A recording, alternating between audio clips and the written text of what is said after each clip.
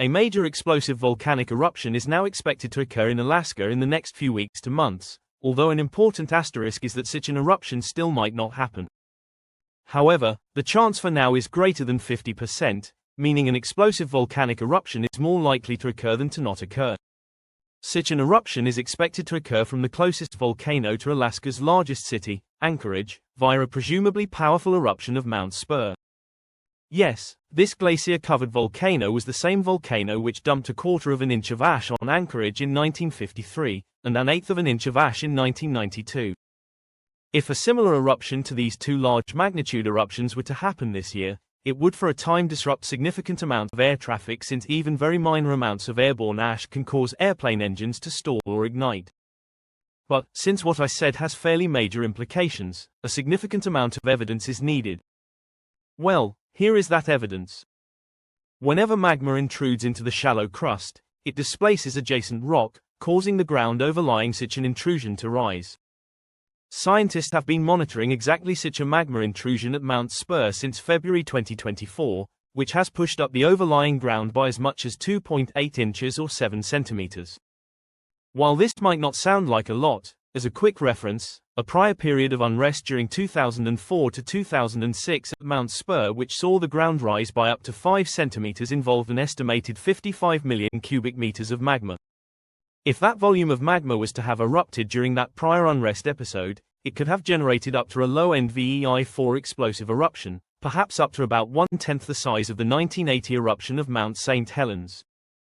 And, while we don't know the exact volume of magma involved in the current unrest, it is presumably larger than 55 million cubic meters.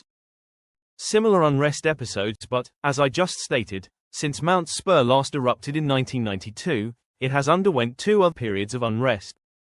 If those did not result in a volcanic eruption, since they both involved ground uplift indicating a magma intrusion, why would we expect the current magma intrusion in 2025 to result in a different outcome? Well, every scientific reading indicates a stronger ongoing unrest episode than the prior 2 at the present, with more uplift, geothermal vent changes, gas emissions, and earthquakes being involved. Earthquakes during the beginning of the year were consistent with a body of magma intruded to 2 to 3 miles below sea level, largely striking underneath the summit of Mount Spurr. However, on January 27, earthquakes shifted to beneath the crater peak vent, with a specific cluster of events progressing up the suspected location of the vent's magma conduit. This occurred alongside an 800% jump in sulfur dioxide emissions at Mount Spurr's summit, and carbon dioxide emissions from the crater peak vent were described as especially high by the Alaska Volcano Observatory. This carbon dioxide detection is the most, for possibilities, important piece of evidence, as values this high have generally only been detected prior to a volcanic eruption occurring. With all of this data in mind, 4 possible outcomes were noted. 1. Explosive eruptions approximately equal in magnitude to Mount Spurr's 1953 and 1992 eruptions. 2. A less explosive eruption than what occurred in 1953 and 1992. 3. No eruption occurs as magma stalls below ground. 4. An explosive volcanic eruption larger than what was observed in 1953 and 1992.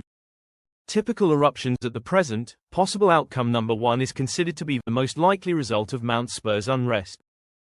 If that were to occur, 1 or more, probably multiple pulses of subplinian or large volcanion explosive eruptions would happen, involving sustained 10-minute to multiple hours long 8 to 16 km or 26,200 to 52,500 foot high eruption columns. These highly energetic phases are generally separated by days to months, with weaker or very little if any eruptive activity occurring in between them. These overall eruptions have historically lasted from 8 days to 3 months. For example, the 1992 eruption involved 3 pulses, 1992 ashfall across 3 months, which deposited 3 layers of ash which altogether were up to 140 centimeters or 55 inches thick close to the volcano, up to an inch thick within 12 miles of Mount Spurr, and causing a trace amount of ash to fall as far away as 470 miles within Canada's Yukon Territory. Of course, like many magmatic intrusions, this could completely stall without triggering volcanic eruption at crater peak.